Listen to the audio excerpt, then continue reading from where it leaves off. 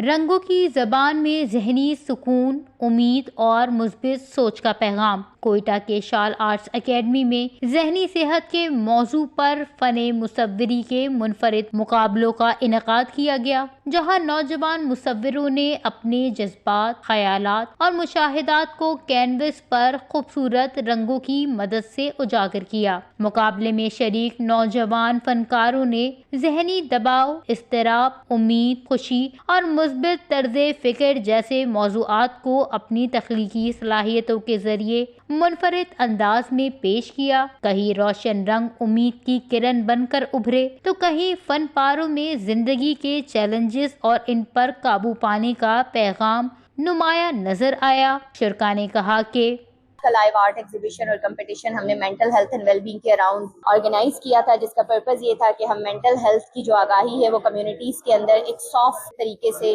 Spread کر سکیں۔ اس کے اندر 20 آرٹسٹ تھے جن کا تعلق ڈفرینٹ یونیورسٹیز اور آرٹ گیلریز سے تھا۔ They were from Quetta based and outside of the Quetta. انہوں نے بڑا ایکٹیولی پارٹیسپیٹ کیا اور ان کے لیے ہم نے کیش پرائزز اینڈ سرٹیفکیٹس بھی رکھے ہوئے تھے۔ فرسٹ کیش پرائز 20,000 کا، 15,000 کا اور 10,000 کا تھا۔